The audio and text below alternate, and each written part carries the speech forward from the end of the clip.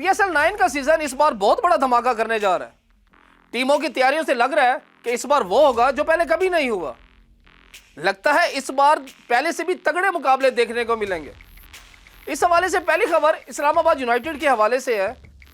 Pakistan super league 9 के लिए Islamabad United ने अपनी रिटेंशन का ऐलान कर दिया है। 2 मरतबा की चैंपियन टीम इस्लामाबाद यूनाइटेड ने पिछले एडिशन के 6 खिलाड़ी अपने बरकरार रखे हैं, जबकि 2 प्लेयर ट्रेड के बाद हासिल किए हैं। शदाब खान, आजिम खान, एलेक्स हेल्स, फहीम अशरफ, रोमान राइस और कोलन मनरू रिटेन हुए हैं। इस्लामाबाद यूनाइटेड ने ट्रेड के बाद अमाद वसीम और नसीम शाह को हासिल किया है।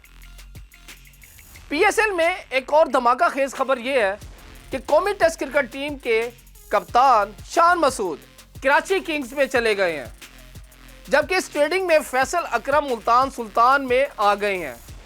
बात बस यहां तक खत्म नहीं होती। कराची ने डायमंड राउंड में अपनी पहली पिक और सिल्वर राउंड में पहली पिक भी मुल्तान सुल्तान के साथ तब्दील कर दी है।